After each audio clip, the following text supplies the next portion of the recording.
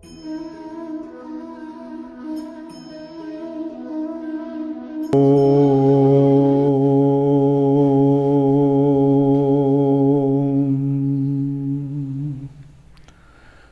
दर्शकगण, सादर नमस्ते।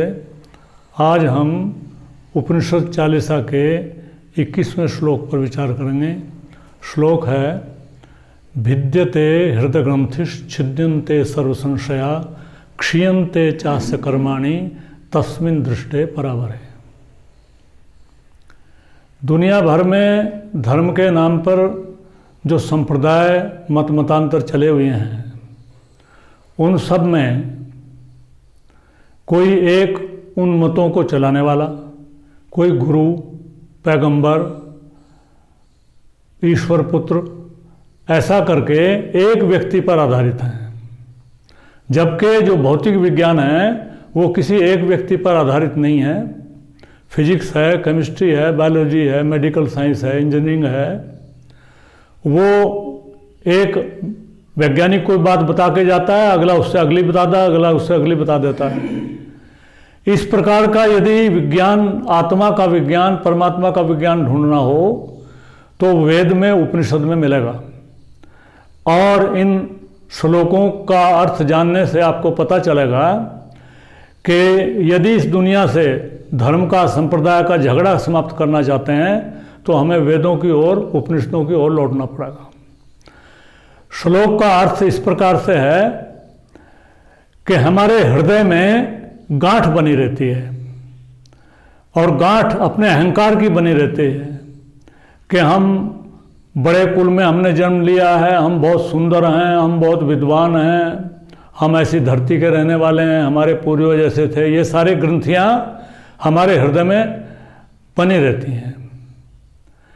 तो श्लोक में बताया है, अंतिम जो श्लोक का भाग है, तस्मिन् दृष्टे परावरे, उस परमात्मा को आर पार जान करके क्या हो जाता है, भिद्यते हृदय ग्रंथि, हृदय की जो ग्रंथि है, जो गांठ है, वो उसका भेदन हो जाता है, वो खुल जाती है। भिद्यते हृदय ग्रंथि छिद्यन्ते सर्व संशया, और सब जो संशय हैं वो समाप्त हो जाते हैं। जब हम अंतिम सत्य को देख लेते हैं, और वो ऐसे नहीं देखा जाता कि कहने से देखा जाता है, उसकी साधना करनी पड़ती है, विचारों को हटा करके और परमात्मा पर लगाना पड़ता है, विचार शून्य होना पड़ता है। तो भिद्यते हृदय ग्रंथि छिद्यन्ते सर्व संशया क्षीयन्ते चास्य कर्माणि, हमारे जो जन्म जन्मांतर होते हैं वो कर्मों से होते हैं, और कर्म अनादि हैं, अनादिकाल से चल रहे हैं। 3 प्रकार के कर्म होते हैं, संचित, प्रारब्ध, क्रियमाण। संचित कर्म तो ऐसा है जैसे बैंक में फिक्स्ड डिपॉजिट होता है, एफडी। और प्रारब्ध ऐसे हैं जो जन्म मिलता है वो प्रारब्ध से मिलता है। संचित कर्म दबे रहते हैं, और क्रियमाण जो हम अब करते हैं, अब हम करते हैं उसका फल मिलता है। हम जहर खाते हैं तो मर जाते हैं, अच्छी चीज खाते हैं तो हमारा पोषण होता है। तो ये सारे जो कर्म हैं, इससे जन्म मिलता है।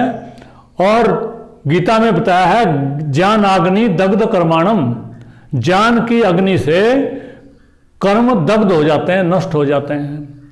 इसी प्रकार से तस्मिन् दृष्टे परावरे, उस परमात्मा का ज्ञान होने पर, उसकी अनुभूति होने पर ये कर्म नष्ट हो जाते। क्षीयन्ते चास्य कर्माणि, अस्य माने इस साधक के, योगी के जो कर्म हैं वो उनका क्षय हो जाता है, वो समाप्त हो जाते हैं। और कर्म समाप्त होंगे तो आगे शरीर छोड़ करके कोई जन्म प्राप्त नहीं होगा, परमात्मा के आनंद में जीव रहेगा। इसी का नाम मुक्ति है।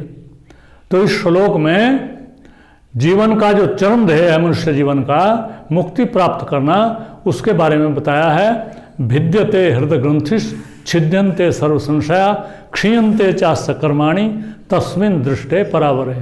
इति ओम शम। नमस्ते जी।